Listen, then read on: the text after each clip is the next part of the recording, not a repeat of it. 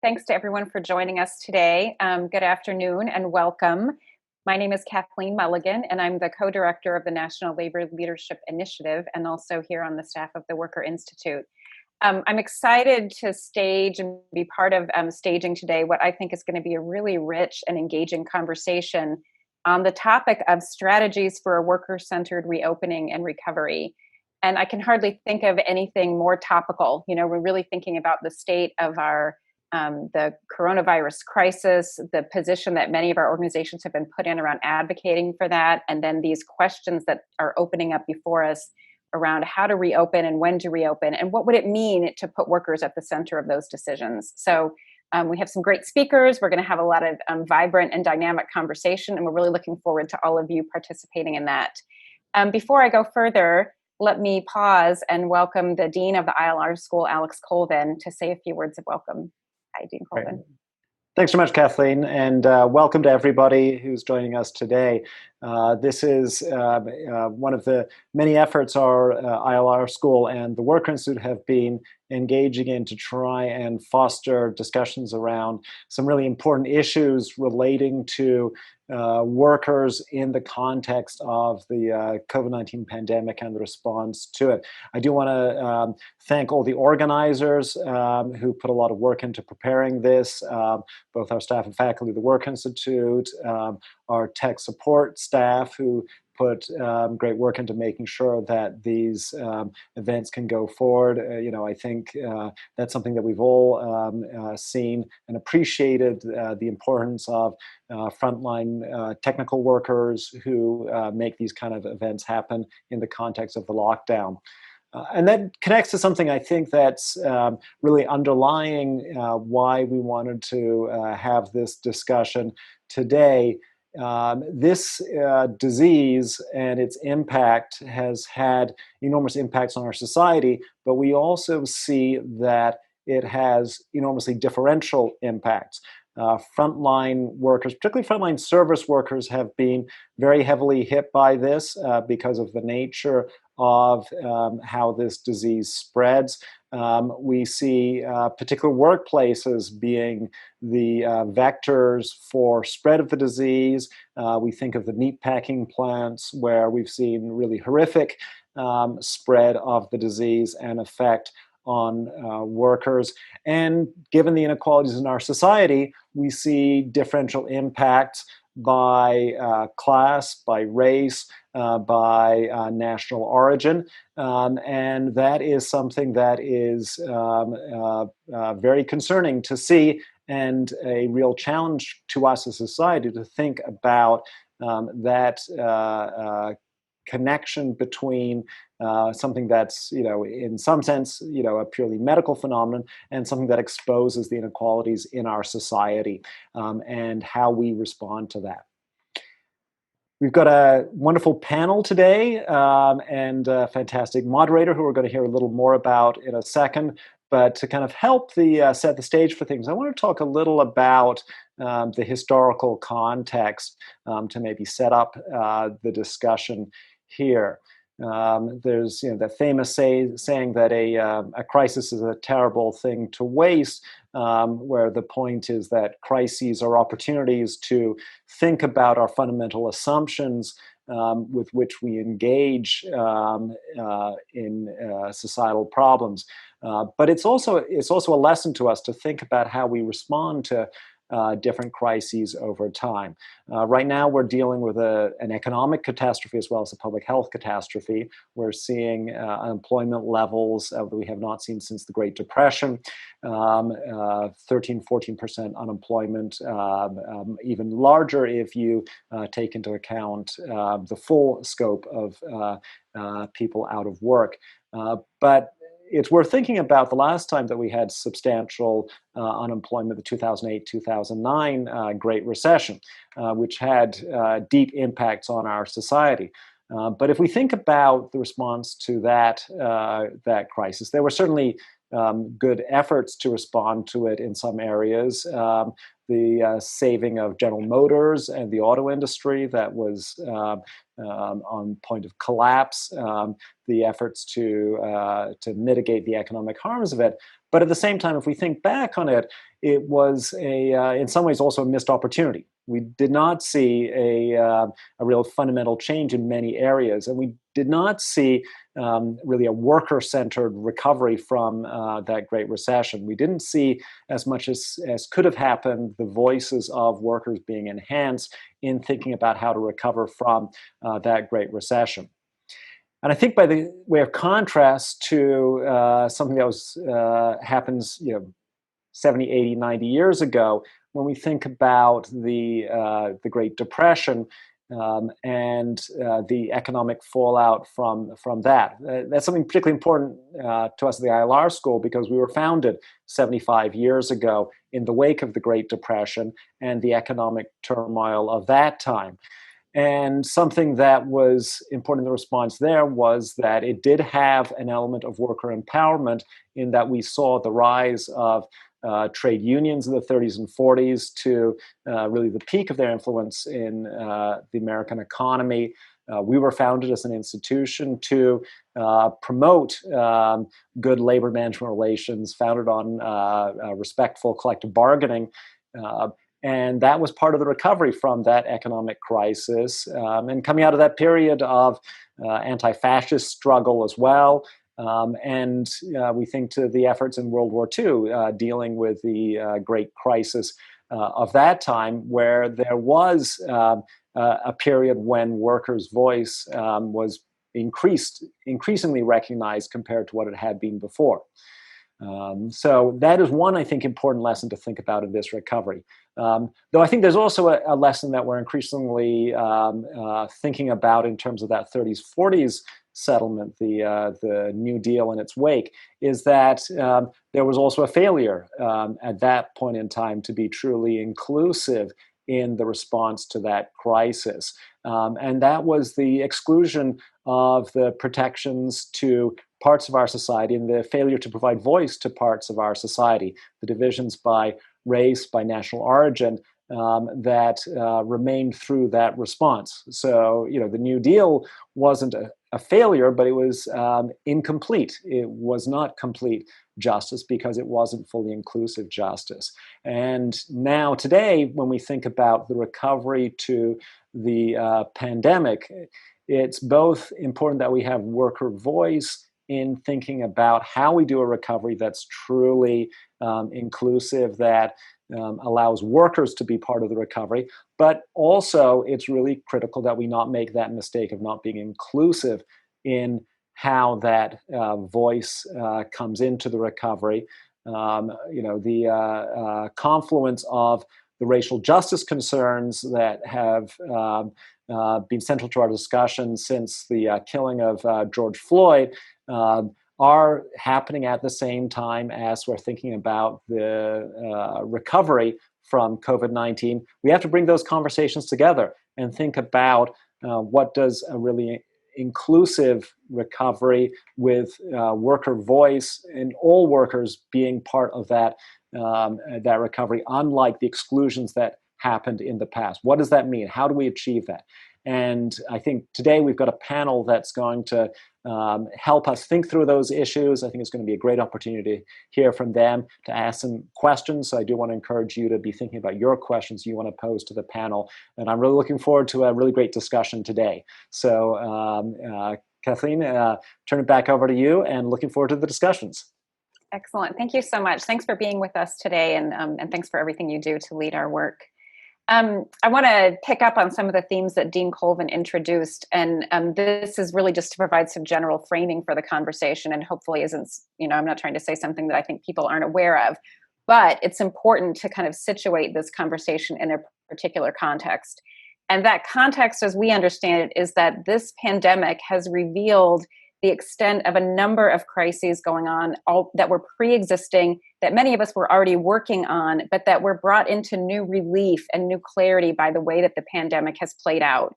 So those include a crisis of inequality and a crisis of racial justice and white supremacy that informs inequality, but also has its own dimensions.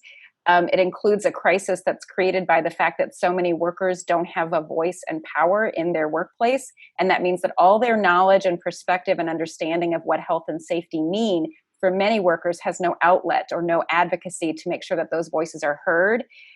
For many workers, they have already been experiencing this ongoing crisis of work and care responsibilities, and those have been brought into relief now as essential workers have to go to work but no longer have childcare if they had it before. We're also seeing a crisis in the kind of long-term and elder care world.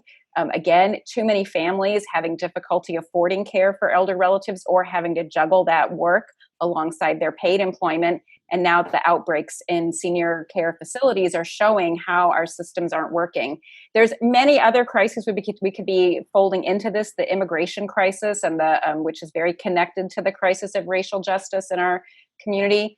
But the essential point is that many of us knew about and were working on addressing these crises, and the pandemic has just clarified how unsustainable it is for our society and our economy to continue to operate this way.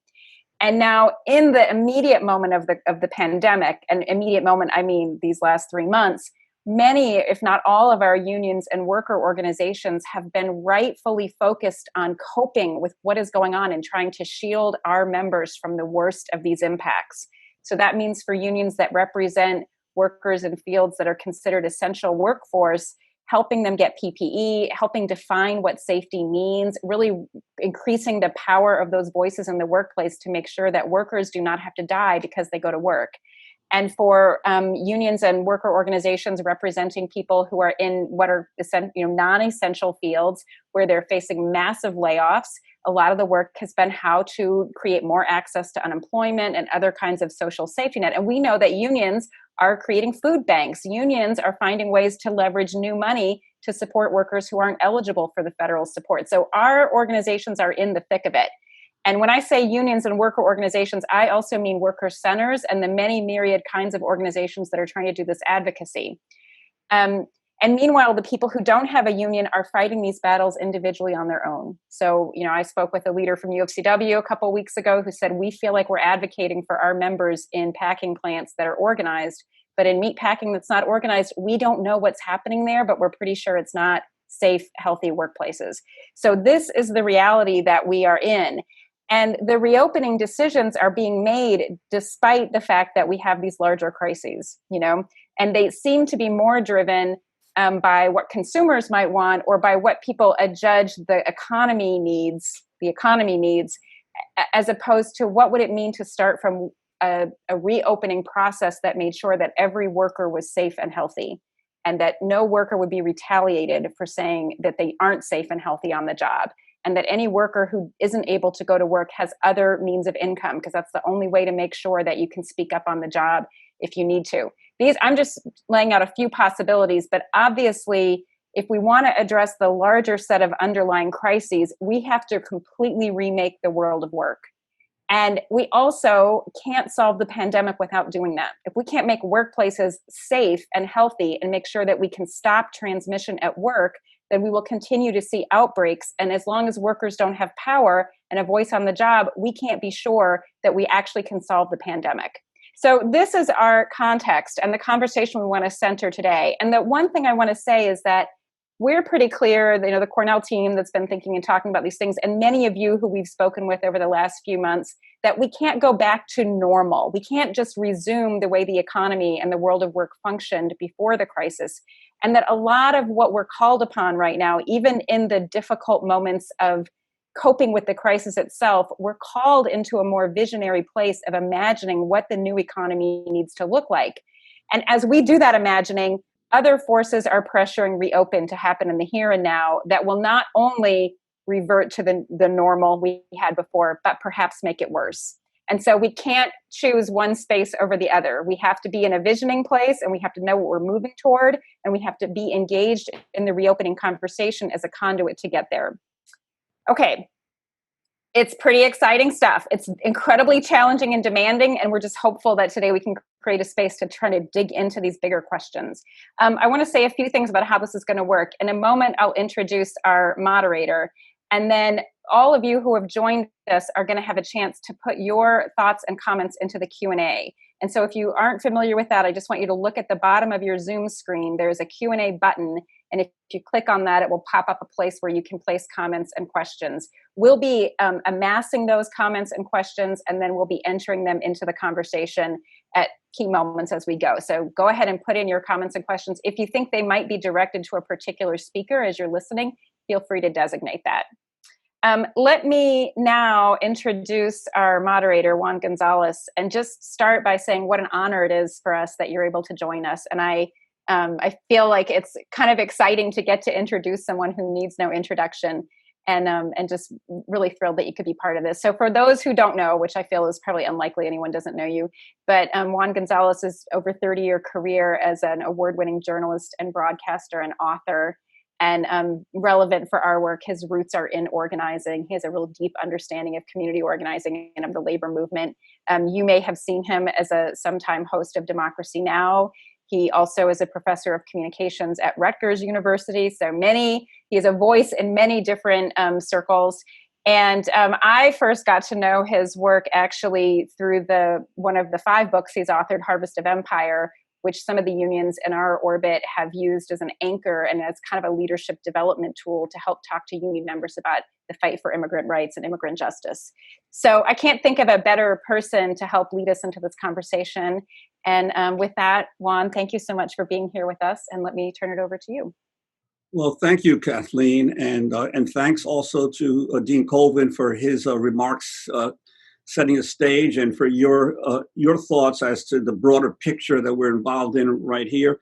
What I'm going to try to do is, we have about 40 minutes for this portion. I'm going to throw out an initial question to all 3 of the panels who I'm going to introduce in a minute, and then ask them to talk for about 3 or 4 minutes, and then we'll have a conversation. We'll go back and forth. I'll toss questions to them. They'll have comments themselves, and we'll go back and forth for about 40 minutes, and then we're going to open it up to the questions of the people who are participating in the webinar for them to answer as well. And so I want to begin, first of all, by introducing the panelists. Janella Hines, who's the Secretary Treasurer of the New York Central Labor Council and Vice President for Academic High Schools for the United Federation of Teachers. Then also we have Nadia Marie Molina, who's the co-executive director of the National Day Labor Organizing Network. And finally, an old-time comrade of mine from many years back, Bob Master, political director at the Communication Workers of America, District 1. And he's had many other hats as well as a CWA hat as well. So I'd like to begin with this one question for all of you in terms of what are the critical issues that your organization in particular is confronting or contending with as we get ready for the reopening of workplaces, not just in New York or the East Coast, but around the country.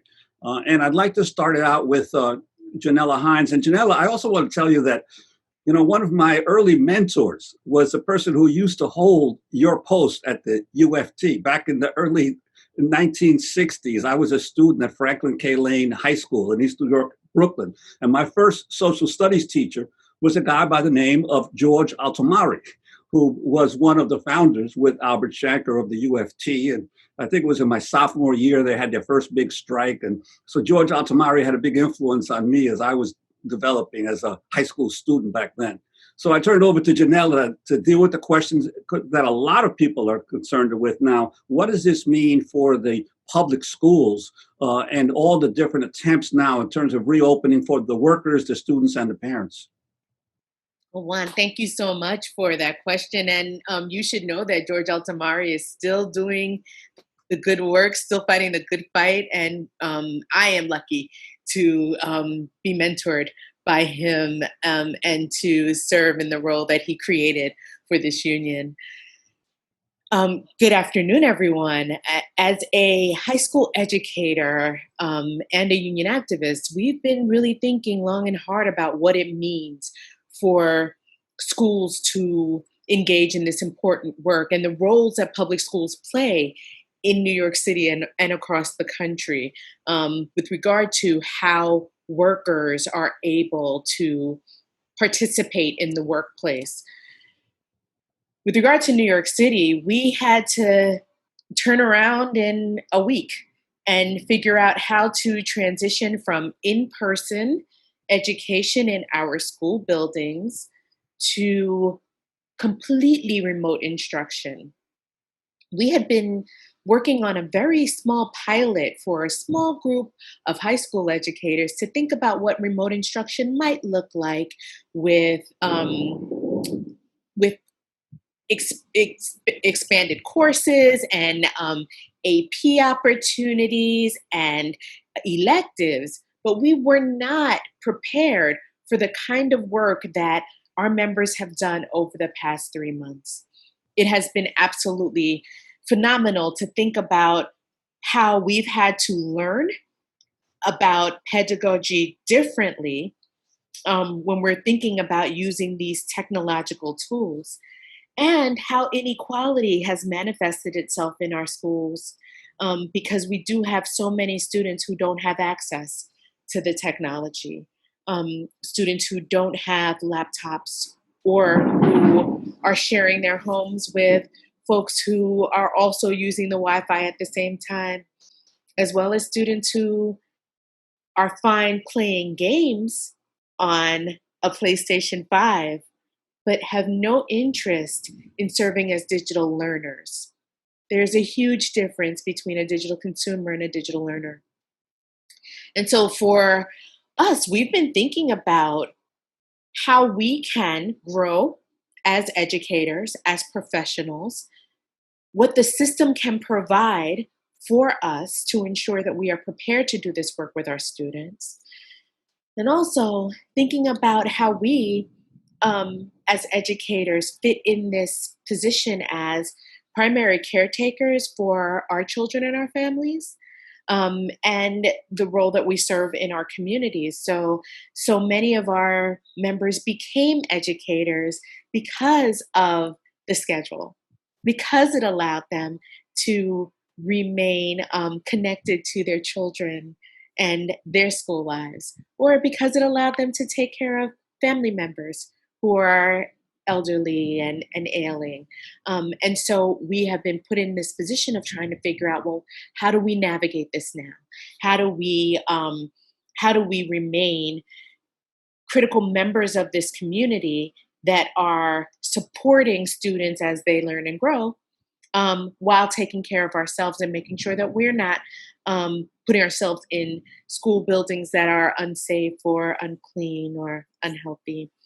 So that is, I would start there, but I'm sure we're going to have many, many more elements to discuss as Bob and Nadia share their perspectives as well.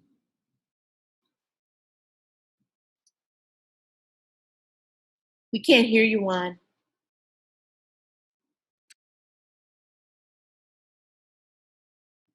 Okay, my bad. I muted myself. Okay, Nadia, what about in terms of the National Day Labor Organizing Network, the issues that you're confronting? Because amazingly, many of the immigrant workers, whether documented or undocumented, are also essential workers. Yes, that's right. So first, just thank you to everyone at Cornell. Thank you for organizing the panel and for the opportunity to be here. I guess a little bit of background first on Endilon. We're a national network. We have more than 60 member organizations across the country. And the workers who are members are working in multiple industries: day labor, construction, moving, landscaping, house cleaning, domestic work, warehouse, food processing, everything. But the core of the organization began with day laborers, and now it's really low-wage immigrant workers who are leading the fight at the local level. So with the pandemic and the economic disaster on top of that, it's been really devastating. I mean, in any economic crisis, often day laborers are one of the first to lose their jobs because, you know, when the economy is doing well, the homeowners are renovating their kitchens or, you know, and they're hiring people. And when it's not, they just stop. They don't hire anyone, and workers begin to lose their jobs as the first level. In addition, the pandemic, right, the health crisis hit Black and Latino communities disproportionately. We've had member organizations with staff and organizers who've been sick with COVID-19, day laborers who've died. And then on the economic side as well, workers are losing not just their jobs, but they were excluded from unemployment insurance, excluded from the federal stimulus, which we were pretty sure was going to happen. Workers were also, because of that, losing their housing, losing access to food, medicine, basics to even contact people, internet service, phone service. And so it's really, really devastating across the country. And our members are fighting on a few different fronts, and all of them are linked. One is continuing worker organizing online and in person. We have an online radio station called Radio Jornalera, which provides information for the community, and it's broadcasting right now on Facebook. So hello, hi, Radio Jornalera. And we have information. I wanted to see if I could show a couple of slides, just as an example, that we distribute out on the corner. So I will share the screen and show. Sorry.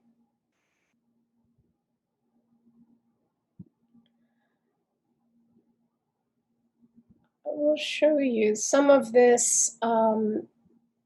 One of the slides, for example, we have a popular education team that creates materials that can be distributed or shown, like on a big poster right out at the corners, to begin to spark discussion among workers about, this says, what are we doing and how does the situation affect me?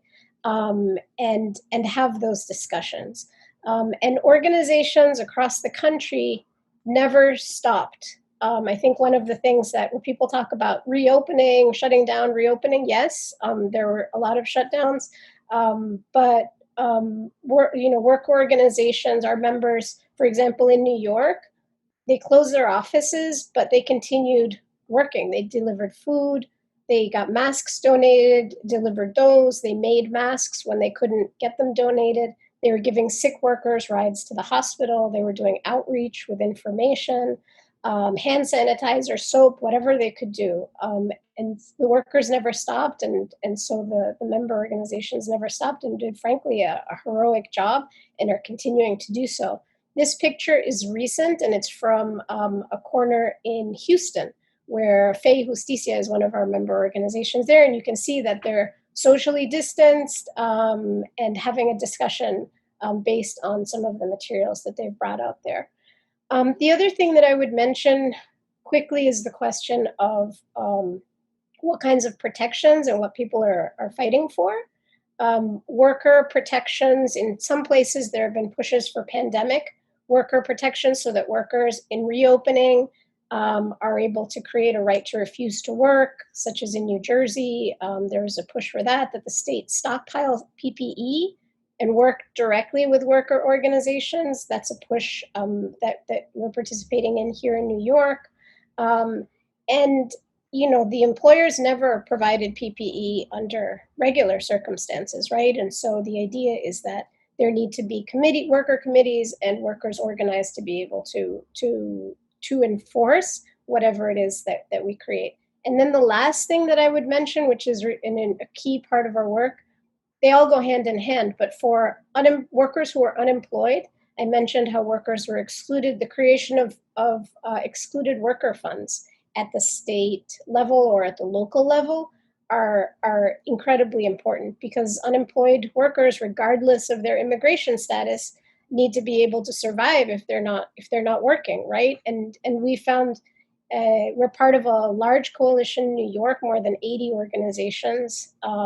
And we're seeing that undocumented workers are contributing more than $1 billion per year in state and local taxes, and they're excluded from unemployment and not able to get any of that back.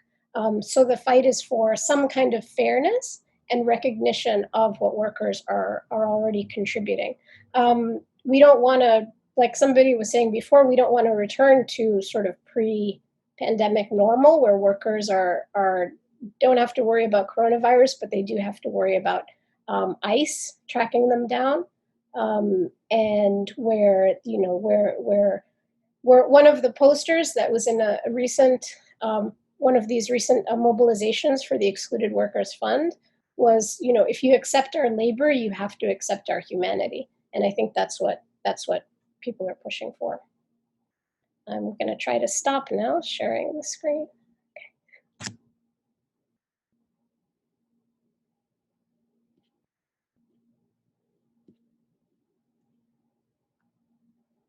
You're muted, Juan. Okay. Bob, let's go to you. Many of your workers are essential workers. I would assume the communication workers, if it weren't for you right now, these webinars and all of the remote teaching and learning and communication that we're having would be a lot harder. Yeah, so thanks, Juan, and thanks to Cornell and everybody here for putting this event on, and thanks for inviting me. You're absolutely right. Our union is a little bit unusual, I think, in that the main groups of people that we represent never left the job. We have about 13,000 healthcare workers in New York, and so from the very first days of the pandemic, we were fighting very hard for appropriate levels of personal protective equipment for our frontline workers, who were being heavily exposed to COVID on the job. From the very first days, we were negotiating arrangements with Verizon and Altice and other telecommunications providers. Would workers have to go into homes that they felt were unsafe, and what would the leave provisions be, and so on. And then a lot of our members, particularly in New Jersey, but also in New York City, are public employees, and many of them were declared essential. We had very, very similar kinds of discussions in order to try to secure protections. And so, to me, the last several months has been one continual negotiation over the terms and conditions of how safe workplaces are going to be. But I think that when we talk about a worker center reopening, I want to pick up on some of the things that were alluded to by and raised directly by Dean Colvin and Kathleen, which is, I think the pandemic, I think a lot of people are talking about this sort of triple crisis, right? The health crisis, the economic crisis, and the racial justice crisis have all revealed that we need fundamental changes in our society. And I think the question that really challenges the labor movement is, what role is labor going to play in advocating for the kinds of fundamental reforms that are needed to ensure that workers are protected and that workers are treated fairly in our society? And so, the pandemic very clearly revealed the disparate racial and class impacts of the healthcare crisis and the different situations that people are in. And obviously that was profoundly reinforced by the racial justice movements of the last several weeks. What is the labor movement's voice going to be in this? And if you go back to, Dean Colvin talked about the 30s, the mine workers and the clothing workers invested millions, tens of millions of dollars in organizing unorganized industrial workers that didn't end up in their unions. They made a conscious decision to intervene in the crisis in a way to build a broader social justice movement. And ironically, the collective bargaining structure that was achieved out of that crisis in the 30s has a kind of contradictory character. On the one hand, it creates enormous power at the workplace. On the other, it causes labor leaders to be very focused on the immediate needs of their members and not on broader issues. And the question that I think I want to put out there is, how do we stimulate ourselves? How do we challenge ourselves to get beyond the day-to-day of collective bargaining, which obviously we have to do to protect our members, especially in this crisis, and think about what is the role of the labor movement in building broader social justice movements? And we are in the midst of a social mobilization, a popular movement on the scale which we haven't seen for at least 50 years, since we were young, Juan, and participated in anti-war demonstrations and civil rights demonstrations. we're seeing something that's comparable to that, and we're seeing an economic crisis that's comparable to the 30s. I don't think labor has been present enough in intervening in that crisis. And I think that's the question that we have to challenge ourselves with today and going forward. Well, let's jump off on that, on the bigger issues of the potential for transformational change, because capital is also thinking about transformational change. They're saying this is an opportunity for us to implement policies that we have wanted for quite some time, whether it's distance learning and remote learning as the way to educate children and university students, and whether it is saving the white collar folks to stay at home while the essential workers continue to go in and they get greater risks. So how do you confront the fact that this is an opportunity for both the popular movement and the working class, as well as it's an opportunity for the companies or the corporations to institute stuff that they wanted to do for years? And I don't know who wants to start first on that. Janelle, if you want to, because right now, are they talking with you? Is the city talking with the unions about how to reopen the schools? Or are they just basically figuring it out themselves? Because at the university levels, the university administrators are not talking to their workers and their unions. We have been having conversations with the Department of Education, and the way that we have connected with our members is by doing a series of focus groups through the pandemic to hear their voices about what's going on, to understand what the conditions have been, to understand what they're experiencing with the students that they teach. That allows us to be better informed when we engage in these conversations with the Department of Ed.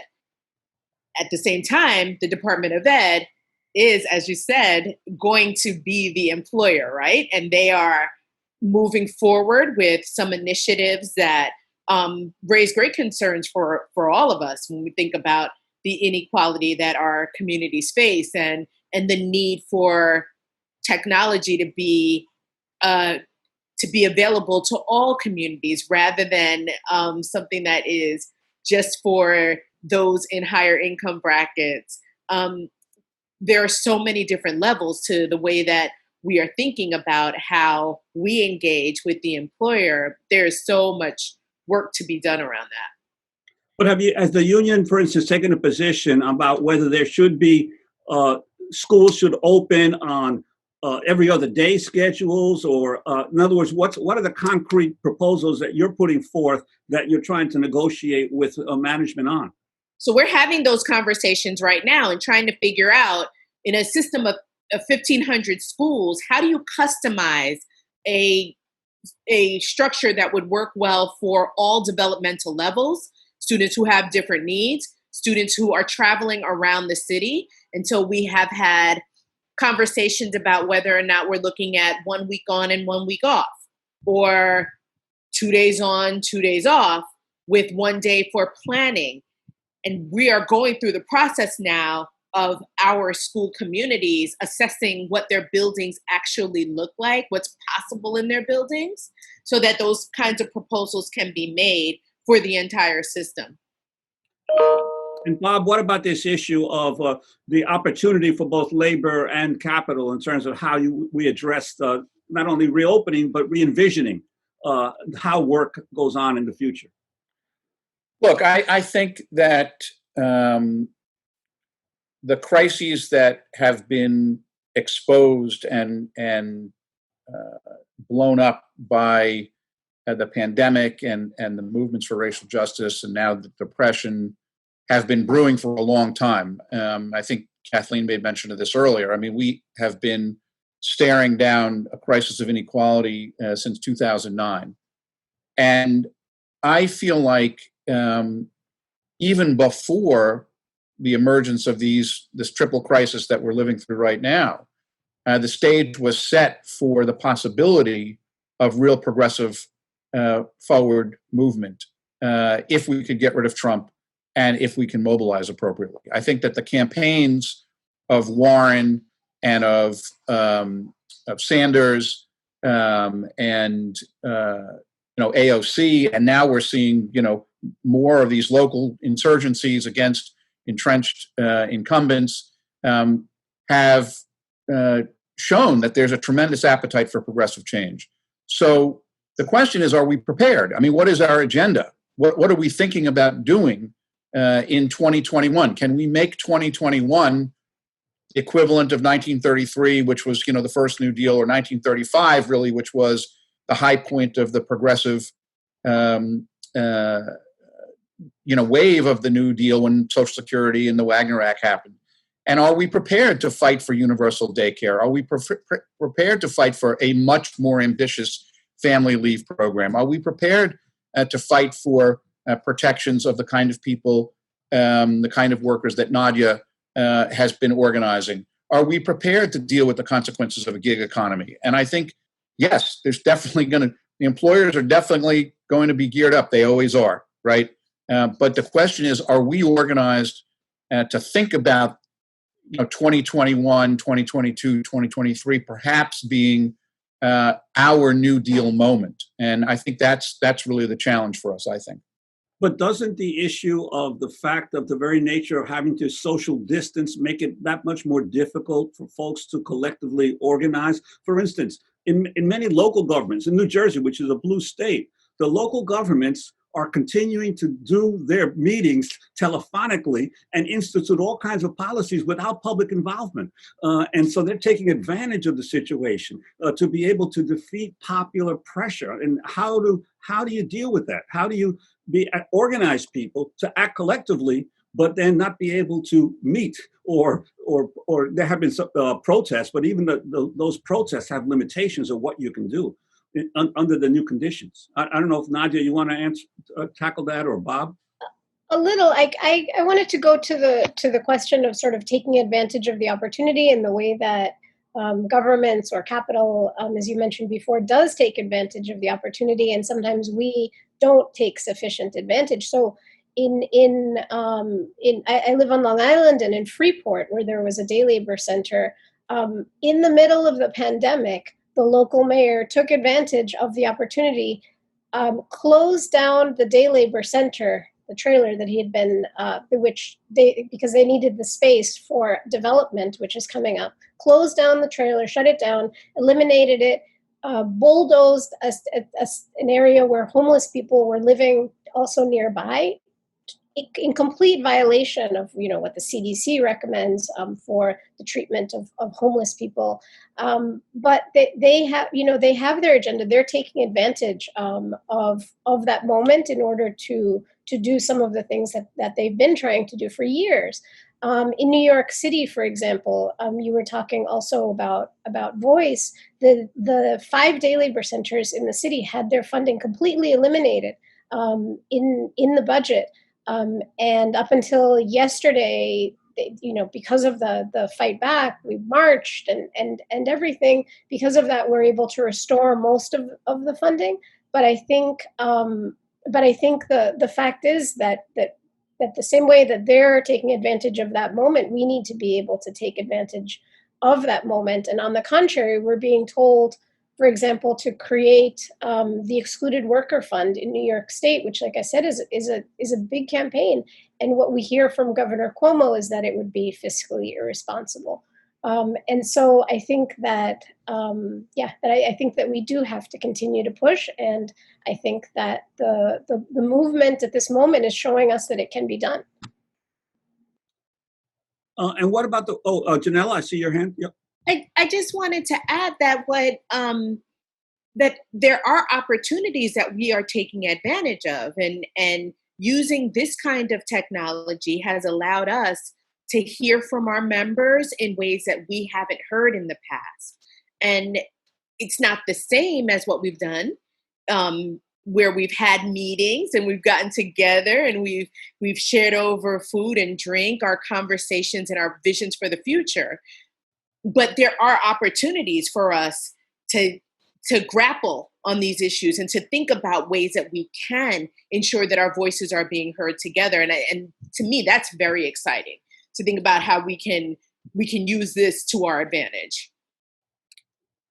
And what about the issue, for instance, of there are a lot of older workers right now who whether they're teachers or in other professions, who really don't want to go back to work, who fear that it's a greater threat for them in terms of the pandemic from going back to work.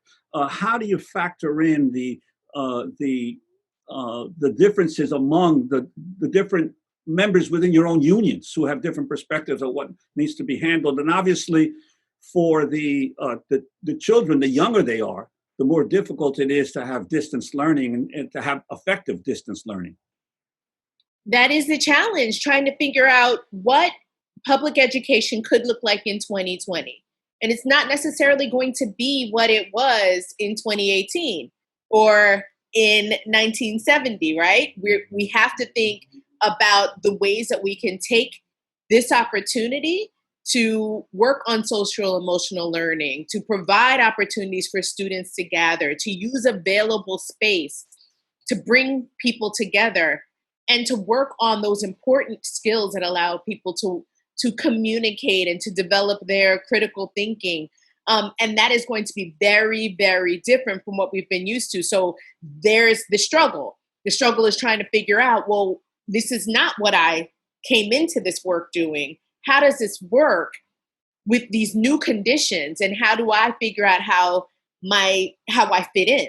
And what we've been doing as a union is fighting for medical accommodations for those members who have pre-existing conditions, thinking about different ways for us to do the work. It's especially since we don't expect that we're going to be back at school full time in September. Well, how could we re-envision what work looks like? And how can we ensure that people are remaining safe, but still connected to the students that they teach and the communities that they serve? And Bob, what about the role of the federal government in all of this? Obviously, we've dealt with on Democracy Now! How basically the Trump administration has allowed this hodgepodge of local state policies to function. Whatever happened to OSHA? And whatever happened to the federal government's role in occupational safety and health? We've heard nothing at all about a federal regulation of the safety of workplaces. Yeah, I mean, this group, our listeners don't need me to tell them that the performance of the Trump administration has been a pathetic joke, and there's been a tragic absence of leadership on all these things. But in truth, we know they've been gutting OSHA, since the day that Obama walked out the door. The head of the Labor Department, Scalia Jr., we know personally from CWA because he worked for the law firm that tried to bust us at Cablevision when we organized Cablevision about 5 or 6 years ago. So, I mean, this entire administration has been, despite its kind of phony, right-wing populist rhetoric that they're for the average person, which obviously some people have bought, including, sadly, some of our own members. We know that it's been a complete failure. And, whatever the shortcomings of Joe Biden, and, we don't need to spend our time talking about those here, the difference is night and day. And all of our possibilities go up in smoke if we don't, elect Biden and get Trump out of office. I mean, I think our democracy is in danger. I know that everybody here would agree that Trump is not only a threat to working people, he's a threat to the democracy itself. But the question is then, I feel like there was an analogous discussion in 2009. And, there were labor leaders who decided we didn't want to go in the streets and have mass pressure against Obama, demanding a progressive agenda, demanding labor law reform, demanding universal health care, that we would do it through more conventional means of lobbying and influence and so on. And you raised a good question. It's like it's hard to put people in the street when it's unhealthy or potentially unsafe to do so. So we're going to have to think about how we do that. But we need to be prepared to roll into action in 2021 to advance a progressive agenda. Okay, but then we got about 10 minutes left in our discussion. I'd like to, because we're all agreed this is an opportunity for transformational change. The question is, and I'm always a practical person, what do you see as the steps that your union or the labor movement has to take in the next few months, other than obviously getting Trump out of office? The issue is what particular steps to bring these movements together. The movement for racial justice that has crested, the rights of workers, and also at the same time dealing with the health and safety that people have to deal with in terms of COVID. So what would be some concrete steps that you'd like to see your organization take and to propel things forward? Beginning with Nadia. Sure. Although I'm going to still sort of jump on the last question and tie it in a little bit as well, because I think that the question about OSHA is that the problem is that OSHA is, yes, it's obviously Trump has been disastrous for OSHA, for the Department of Labor, and for workers' rights in general. But OSHA was not sufficiently funded under the Obama administration or under previous administrations. Its budget and its enforcement had consistently gone down, and did so also under Obama. It never had the funding. It doesn't have even close to the funding that it would need to have. It would need to be multiplied by maybe 10 in order to adequately enforce health and safety laws. And so when we have a sort of Democratic or Republican administration, it may go up or down, but it doesn't change in terms of the situation for workers who never see OSHA, never hear from OSHA. And for them, sort of those rights are basically are on paper, right? And so I think that in that situation, one of the things that we need to do is see where we can make change, and where we can make change is at a local level. We can't let Cuomo off the hook. They have enormous emergency powers at this moment. They have a huge executive powers. We can't let Cuomo off the hook. We can't let Governor Murphy off the hook. The governors right now have immense power, and I think that we have to go where that is and make them do what they say that what they stand for. Governor Cuomo talks about how he is his grandfather was an immigrant worker, an immigrant construction worker, and yet has not said one thing about the situation of undocumented workers in his own state. And I think that is something where we can there's an expectation there that between what he's saying and what he's doing. And I think that that's a point where we can push and where we can actually have an effect. So I think those are the kinds of things that we need to do and find that across the country. And Janella? We have been thinking about how all of this plays together at the New York City Central Labor Council. And what we have started is a series of conversations around the fight for racial justice and how that intersects with the work that we're doing in the labor movement. These are challenging conversations for all of us to have. And so we've jumped in and started to think about how we as organizers can connect our work to serve as activists for the workplace to our activism for Black lives and for immigrant workers and for the undocumented. We see the connection between the two, and we're engaging in those conversations to ensure that all voices are heard and that the good fight is happening across the board.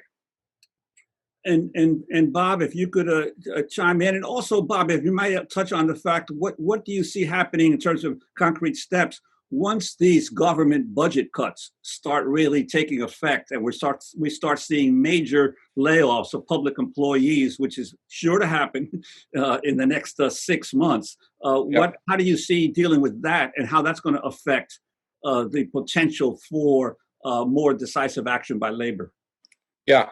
So, there are a number of different kind of short-term specific things that I think maybe point us in the direction that we need to go. In response to the last thing that you raised, the question of budget cuts, Along with New York State United Teachers, we have been convening a coalition of unions, including NISNA and the UAW and DC 37 and Public Employees Federation, to wage a fight in Albany for raising taxes on the rich.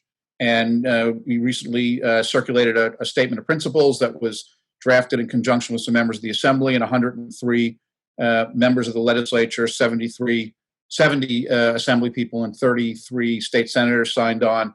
And so we really need to have a fight around the principles of shared sacrifice, because, and this goes directly to the question of what is the governor going to do?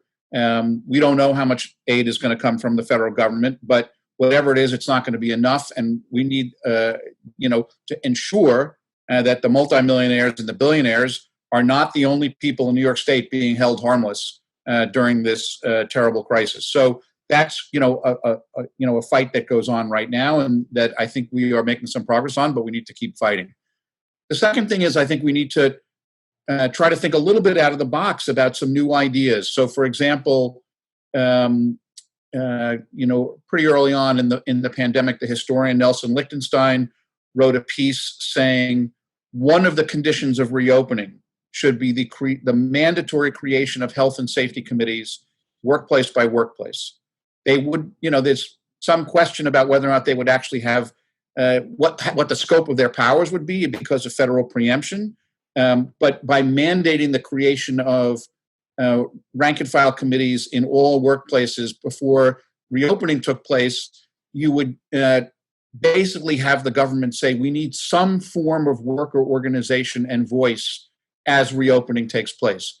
So we have been in a coalition with Align, formerly Jobs with Justice, pushing to see whether or not we can get first the governor to consider that, which seems like he's not, and then try to do it legislatively, right? And, this is a little bit outside the box in the sense that, do you want to create these non-union type parallel organizations in the workplace? That's kind of not what labor does. But from our perspective, I think trying to look at these new opportunities to foster organization outweigh, potential problems with that. And then I think the third thing practically is, how is, and Janella referenced the conversations about racial justice at the Central Labor Council, which I think is absolutely critical. We're having a lot of those conversations internally in our union. I mean, this is a teachable moment, as they say. A lot of very intense conversations are going on among CWA activists, black and white, among CWA staff, black and white. On June 11th, our union called for an 8-minute and 46-second work stoppage at noon all across the country. We certainly didn't have 100% participation, but tens of thousands of our members got the message from their union that they should stop work and speak out against police violence and racial injustice. That's unimaginable, even a month ago or 2 months ago. And how do we continue? And believe me, there is pushback, right? There are concerns about this. Defund the police is a controversial question inside of our membership. But I think we need to sort of grapple with all of these things as we're moving towards, a broad progressive platform for 2021. Okay, I'd like to wrap up our discussion and throw it to Kathleen for some questions from the audience so that we can have the panelists chime in on some of the audience concerns. Excellent. I'm getting my video back on, but meanwhile, I'll start talking. There's a lot of questions in the box, so thanks so much to everyone. And obviously, you guys have put a lot of thought into the questions, so I'm trying to combine where possible so we can cover some ground. And a couple of people have asked questions about the specific conditions of going back to work. So right to refuse, participatory structures, which Bob referenced. So I wondered if maybe we could hear, I know the AFL-CIO has a set of demands. Nadia, you mentioned that there's a broad table of these 80 organizations. It would be good to hear maybe a little more specifically, what are you demanding or asking for, and where are those demands being heard? Okay, you want to start with Nadia? Sure. Actually, the table that, well, we're part of two different tables. One is for the fund for excluded. This is in New York State, the fund for excluded workers that I mentioned before, which would create it's not a one-time fund as in other states. It would actually create an ongoing monthly fund, which has not been done anywhere, and would also be paid for through a tax on millionaires. So I also want to echo what Bob was just mentioning. That's key, because obviously in a budget crisis, the funds need to come from somewhere. So certainly millionaires and billionaires can afford that.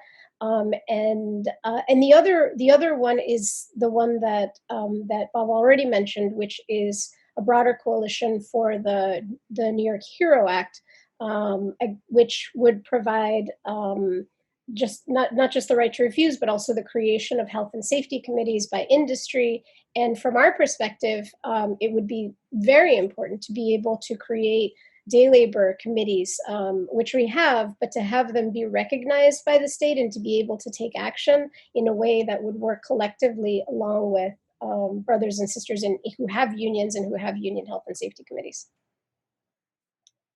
And Bob, in terms of some of the AFL-CIO proposals? I actually am not. I haven't seen their agenda, to be perfectly honest. I mean, I think for us, I mean, the overwhelming need is for appropriate personal protective equipment, especially in healthcare institutions. That's where we have, the primary issues. There is a right under OSHA to refuse unsafe work. And the question is, I mean, one thing I would say is, if we ever needed a lesson in why workers need unions, we got it as this pandemic unfolded, because, if you look at those meatpacking workers that I think Kathleen alluded to in her opening comments, who worked in non-union workplaces, they were completely at the mercy of the boss. And so I don't feel qualified, Juan, to comment on the particulars of the AFL-CIO program, but I think we do need an aggressive, set of demands about, how are we going to protect people in these potentially unsafe conditions. Janelle, did I see your hand up? Yes, I could just share that this is about the intersection between all of the different workers that we represent, right? So making sure that workers have not only the protective equipment, but also the time and the space and the tools necessary to ensure that the workplace is safe. And so we're thinking about those who are going into the workplaces, but we're also thinking about the people who are responsible for ensuring that the workplaces are clean and making sure that they have the protection that they need. And so there is quite an intersection there. I think there have been some really interesting conversations about what it means looking forward as we're thinking about work. So there are quite a few questions related to public budgets. I think if you get to dwell on that for a moment, and they connect to both the Taft-Hartley issues, and I know a lot of unions are actually looking at the viability of their plans given just what's happening with so many workers being unemployed. But if we look down the road, we obviously see, less tax collection. How does that affect the budget for schools, or how does that affect the public employees, Bob, that your organization represents? So how are you guys thinking about there's going to be a series of kind of cascading financial impacts, and just how is that being integrated into how you think about engaging in the work? Anyone want to tackle that first? Well, I mean, I'll just repeat, what I mentioned a moment ago, which is, we are in this coalition, and there are a lot of advocacy groups that are working alongside us. I think today, maybe it got rained out. I don't know. It's pretty bad out there. There was going to be a caravan of 150 cars going out to the Hamptons and, making stops in front of different billionaire states to highlight the need to tax the rich, and the campaign that Nadia is talking about, is basically an effort to impose a wealth tax. We have about 115 billionaires in New York State, whose collective wealth has increased by something like 25%. The Public Accountability Institute did a study recently that showed that despite the fact that we are in a depression, the value of the wealth of the billionaires has actually increased enormously, just enormously. So, this is a long-standing fight that, our union's been involved in since the mid-90s, overtaxing the rich. We made real progress when the Democrats held the Senate in 2009 and 2010. Cuomo rolled back half of it. And it's a fight that we need to continue to have because, essentially, when you put together property taxes and local taxes, the lowest 20% is paying a tax rate that's, roughly the same as the richest 20%, let alone the top 1%. So, we have a very unfair system, and it's been made less progressive over the years, and we need to reverse that. And Bob, in that light, because people keep hearing about tax the billionaires, tax the rich, but what about this? Do you think the time has come for the financial transaction tax that is often raised? Because what I'm seeing, the market, given the depth of the depression and economic collapse that we've seen, there is enormous volatility in transactions happening every day in the market. A transaction tax would bring in enormous revenues just because of all the computerized trading that goes on. There's so much more trading than ever before, but yet somehow every time this is raised, it never gets anywhere. Yeah, I'm for it. I vote yes on the financial transactions tax. I actually think ideally it should be done at the federal level. Warren and Sanders were both talking about that. You eliminate this threat that Wall Street always makes in these situations that they're going to move, the stock market, which is, by the way, the Working Families Party had a campaign around the financial transactions tax in the early 90s. The early 2000s, sorry. At that point, Shelley Silver, was representing the Wall Street area. And, what we were told was the stock market is to New York as corn is to Iowa. You can't touch it. But I think it's an idea whose time has come back. Definitely Warren and Sanders were pushing it at the federal level. And even in New York, Assemblyman Phil Steck is saying it could raise something like $13 billion. So it's definitely something we should be looking at. Any other questions, Kathleen? Yeah, well, I think, Bob, your point about tax the rich taps into a lot of comments in the Q&A where people are really grappling with what is the power building aspect of the moment. And a couple of themes that you've all mentioned that also came up in the Q&A, the opportunity to really open up the questions of racial justice and have union members engage in those, especially white union members that may have been resistant in the past, to engage in those differently. The organizing around health and safety, and for example, the committees you mentioned. There was a comment about the possibilities on the education side of bringing teachers and families into greater alignment, and what's that power building opportunity. And then there was another comment that I think relates to all of this, which is like, what's the paradigm shift we need to have internally to respond to this moment? And one that I've been seeing a lot is how much our unions, because we're founded in collective bargaining and the workplace, we're sometimes not maybe more oblivious than we should be about things like rent moratoriums or eviction moratoriums, or the things that aren't workplace bargaining, but where our members are, the pandemic is laying bare all of that. So can you guys just comment any of those things, or how do you think about power building in this moment beyond some of the important things you've already said? I've been thinking a lot about how we can use this moment to build relationships that have been a little weaker in the past. And it has been phenomenal to see how people are engaging in these kinds of conversations, whether it's a Zoom conversation or a conference call, and having the opportunity for many of us to be at home and to balance our work with these existential considerations of where we go from here has been a phenomenal opportunity for us in this education space to think about how we connect with our students, how we hear differently from parents, how we can work differently in communities. I have met so many members that I didn't know before. I have built relationships with those folks, and our conversations about what it looks like to really listen to parents and community has really taken on such a new and interesting flavor in this moment that I'm hoping we can continue to move forward with. If I can, I'd like to ask a question. Maybe it's a little touchy question. It's in line with all the talk we're having about the need to address racial justice. What about the issue of police unions and the AFL-CIO? Basically, because obviously the labor movement has different perspectives and parts, the industrial and public employees, the construction trades that always seem to back whatever development projects the local elite has. And then there are the law enforcement unions. And often the rest of the union movement is forced to defend the extraordinary protections that police unions have compared to even other workers. And isn't it time for the labor union movement to address this issue?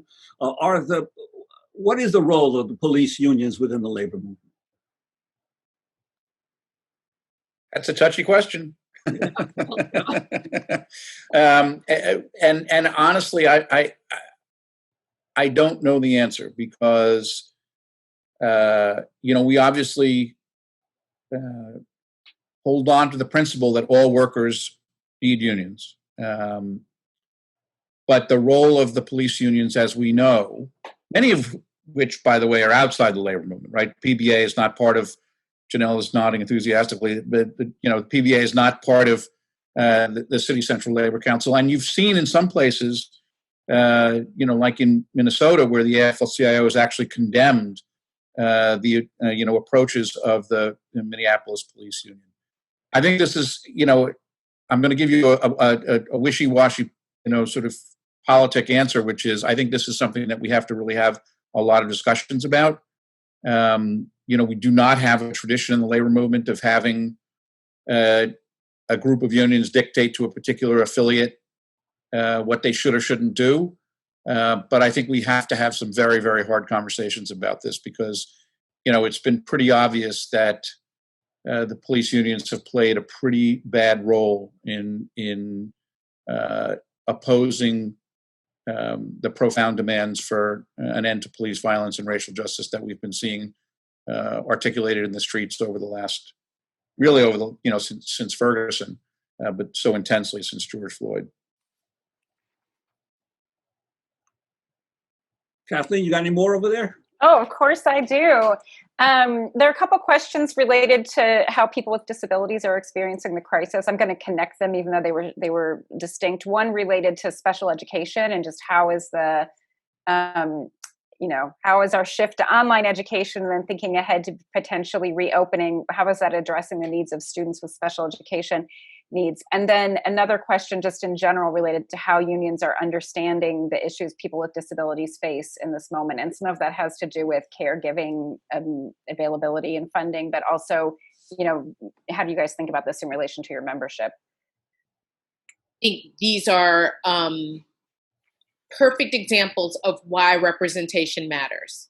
And when we hear the voices of people who are living with disabilities, when they are in the rooms where decisions are being made and where we are engaging in real conversations about what work looks like, what public transportation looks like, what healthcare looks like for a person who is living with a disability, it gets us to really broaden our thinking about what we're fighting for.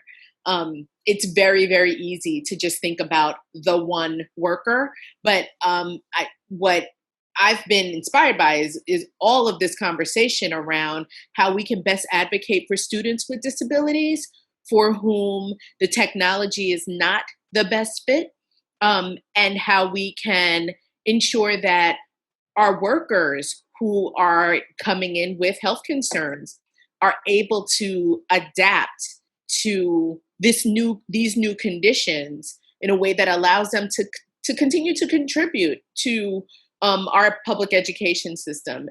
It's challenging. All of these are incredibly challenging undertakings, but I'm excited about the opportunity to really grapple and to think about how we can move forward in a positive light.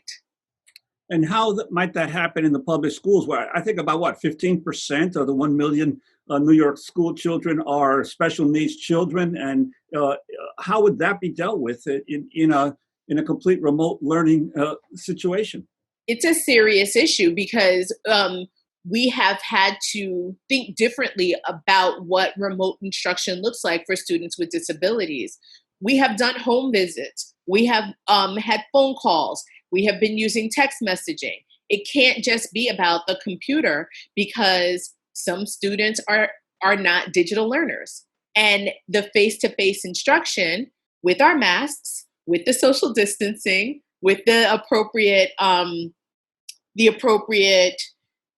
boundaries in place, that's necessary for our students with disabilities. And it's also necessary for our youngest students, for whom a day on the computer is not going to work.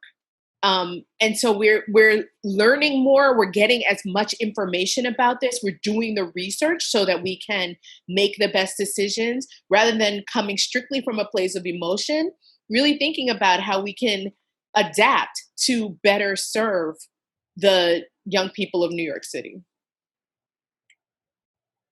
Kathleen, any more wrap-up questions here? There's so many questions. I'm just thinking it might be, in terms of time, it might be a good time to segue and hear a little bit from Patricia. Okay.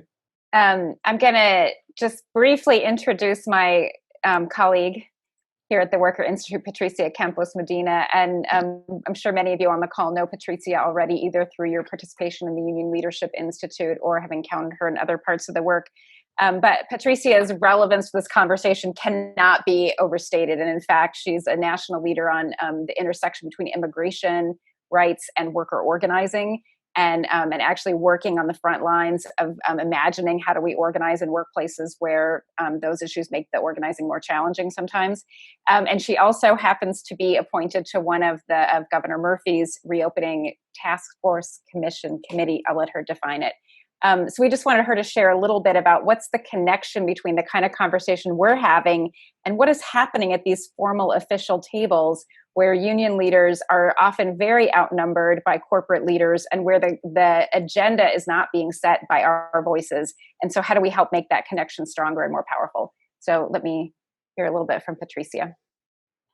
Thank you, everyone, for this spirited discussion. There's so much more that we could dig into, but given the format, I just want to just say that this is such a critical moment with so much uncertainty in our lives, with so much that we don't know about the illness, but also with the disappointment that we have faced from the failure of our political institutions to actually respond with concrete proposals to how to the crisis. We are, as leaders, are faced with the challenge of responding to the needs of our current members to be safe at work, but also re-envisioning a new way to build power from the bottom up within our unions, with our worker justice organizations, with our community members. As a faculty member and as part of the team at the Worker Institute, we continue to work with our partners to figure out how do we bring different groups together so that we can maintain an agenda that combines the power of institutions of unions, that combines the energy and the vision of worker-centered and worker justice leaders, and that addresses the core needs of communities in our urban centers, in our suburban neighborhoods, where our immigrant workers, our African-American workers, our single mothers work. So as I engaged in the work of the New Jersey Restart and Recovery Advisory Council created by Governor Murphy in New Jersey, and as many of you on this side, on the New York State side, also are members of that reopening council, we are forced to engage in discussions many times led by business leaders who are facing crises of their own, of having the reality of their business plan being challenged. So it's not that we are not in the same boat, but I think that what they have a boat with a fuel engine while we are paddling to stay alive. And what we have to do as worker justice leaders and union leaders is to strategize together and come together to figure out what is now being done. And that's exactly what we have done in New Jersey with worker leaders associations like ENDALON, like CWA, like UFCW, Make the Road New Jersey has been coming together, and we are created a common table to say what is it that needs to indeed happen so that we can create a voice for workers at these tables. And I know that most of the proposals that we have put forward have been in coordination with unions and organizations across the state in New York. So I cannot speak for the specific discussions going in the New York State side, but I know that our proposals have been in coordination and discussions with some of our partner organizations, because the region has been the one that has been hit. New York, New Jersey is one region. It's not two different states, so we have to also approach it as a regional problem. So what we have demanded is very specific. It's a specific that the governor of New Jersey, as we have demanded of the governor of New York, uses executive power to enact protections for workers using the pandemic and health crisis. He has already gone beyond many of the powers that are granted to an executive, because on a pandemic, he's able to do much more. So we have been asking for a specific ask that includes that he takes action through executive order to protect workers in both public and private workplaces. And those protection has to cover hazards, workplace hazards of COVID-19. We have demanded that he adopt enforceable COVID-19 specific workplace requirements, including the right for workers to refuse unsafe work. Many will say that those are guaranteed under OSHA rules, but in New Jersey, we are not covered under OSHA rules, so we have to have an additional covenant that specifically says that a worker can refuse unsafe work. That has to be covered by specific whistleblower protections that protects workers who report unsafe work and who protects them from many retaliations that can happen in the workplace. We also want a private right of action for workers whose employers violate COVID-19 safety standards, require that all essential businesses establish employee safety and health committees that give workers a voice in establishing safety protocols at work. And we finally want to secure paid sick leave and paid family leave to keep all workers safe. We are actually also demanding some sort of relief for excluded workers. And we have to remember, excluded workers are not just undocumented workers. There are many workers in the gig economy and women who work serious or part-time jobs that do not qualify for unemployment insurance, or for many reasons don't qualify for federal relief that have been left out. So all this is being done on an informal table of worker union advocates that care about passing this. So it can be done. It is not easy to work in coalition. It is not easy to balance the demands of our unions to represent collective bargaining, paying dues members, and the interests of the larger society, but it can be done. It just takes a little bit more work to get to a place that we can feel comfortable to work together. But also, as a coalition, we have realized that it's not just about security or workers at work. We also have to demand larger issues that cover our society. One of them is that we have to support efforts to protect, to limit evictions and mortgage foreclosures. I mean, our people are being kicked out of their home places. How are they supposed to even go to work or take care of their children if they don't even have a home? we are coming together to figure out how to address issues of racial injustice around the militarizing or the funding, all the work that police departments do that ought to be done by other areas. So those are discussions that are ongoing.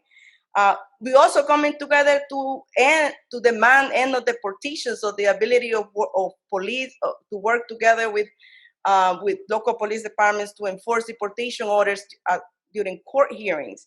So all these areas are things that we must recommit ourselves to work together, and I think that are happening at different tables, and we just have to bring them to light.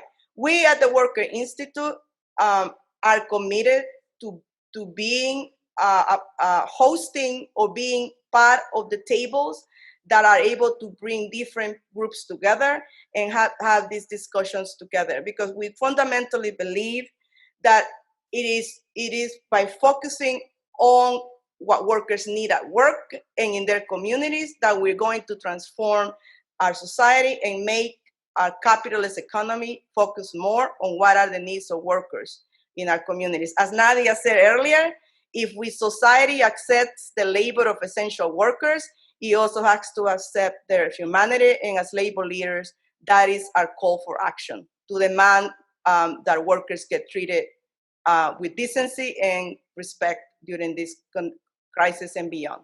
So thank you. Excellent. Thank you so much, Patricia. I want to see if I can invite the speakers to just, if you have like a 30-second final thought you want to leave us with, and let me go to Nadia first. Yes, I would have just a short final thought, and it came from some of the discussions that we've been having and some of the the questions on here, which was that in terms of the larger thinking, it's really important, I think, and one of the things that will help us as we move forward is to not separate issues in the way that many times we have, right? And so often I see that we're talking about worker issues. We're not talking about immigration issues, right? Because those are considered entirely separate things. And on the contrary, immigration is a workers' issue. Race is a workers' issue and affects working conditions. And until we figure out how to do that, we're going to have a situation where undocumented workers don't have an effective right to unionize, and the police do, right? And so I think that there are a lot of contradictions that we do need to look at and to face. And the more expansively we can see the labor movement and see labor organizing, I think that's going to benefit every type of organizing. Excellent. Janella, final thoughts. Just so honored to be a part of this conversation. And I want to thank you all for creating this opportunity for us to really think about what Nadia has just said, how all of this intersects, how we are thinking about the different groups that we represent, and how our voices can be heard as we move into this new world. Because whatever we lived before the pandemic, we're probably not going back to what that was. And so we have to think about how we can ensure that our voices are heard on issues of health and workplace safety and health, on issues of race, on issues of gender, on issues concerning LGBTQ members and the disabled, and on issues of racial justice, right? To ensure that we're all walking safely on these streets. And the fact that people are in the street every single day for the past 31 days shows me that the longevity of this movement is real and tangible. And I'm excited about how we're all going to participate in that activism. Thank you. Bob, any final thoughts? Unmute yourself, please. Sorry about that. So I also want to reiterate my thanks to everybody for putting this together and for inviting me to be part of it. It was really an honor and fun. The one thing I wanted to say was, and I was thinking about this in response to the last question you asked, Kathleen, I think that we should recognize that this is a moment in which unions should be exploring different possibilities of political education. Our members are more open and more curious about what is going on, what is the meaning of this crisis, than they've ever seen before. I mean, people understand that they're living through something that really is unprecedented. There has not been a pandemic of this magnitude for 100 years. There hasn't been an economic crisis of this magnitude for whatever it is, 80 years. My math's not that great. And, we are in a remarkable moment of racial justice insurgency. And people are hungry for discussions about this and what is the meaning of it and where does it come from. We've had a series of webinars with our activists in New York State that have lasted anywhere from 90 minutes to 2.5 hours, on weeknights, where people tune in to talk about, the 2.5 hour discussion was about racial justice and policing. So it's a very hard moment, but it's a moment that is also full of possibility. And part of that possibility is engaging members in discussions about what's going on and trying to expand everybody's horizon. So this is a great discussion that contributes to that process. And I think we need to kind of go deep in our unions and have those conversations with our members as well. Excellent. Juan, did you want to have any final comments? You're muted. No, just to thank all of the panelists and the Center for the Institute for holding this, and just to urge people that there's enormous possibility, but there's also enormous danger. And if we're not aware of the fact that this country is moving increasingly with the mechanisms of social control and the right-wing fascist base that exists in this country, we are deluding ourselves to think that the change will happen automatically. It's going to take a lot of vigilance and a lot of work, and I'm sure people here are well aware of that. Yeah, beautiful. Thank you for that reminder. And I want to thank all of you. And I hope that our attendees are also joining me in thanking you. I want to thank everyone for joining us today and just say two things by way of closing. One is, of course, this conversation is unfinished because the moment is itself unfolding as we speak. And that the challenge we have is how quickly can we make sense of the moment and step in ways that are really powerful and that will make the pivotal difference away from the dynamics that Juan mentioned. And I just want to share, I was reminded yesterday in a different Zoom webinar with related topics of the Tommy Douglas quote, "Dream no small dreams." And that feels like something we should all kind of like paste in front of our workstations right now, because the moment is ripe with danger and also ripe with tremendous possibility. And that's on us as leaders to find our way through that. So we thank you all. Thanks to the larger team of the Worker Institute that envisioned and helped put this together, and to our technical people. And let's go out there and dream big dreams and find a way to turn this into the vision of justice that we know our world needs. Thank you all.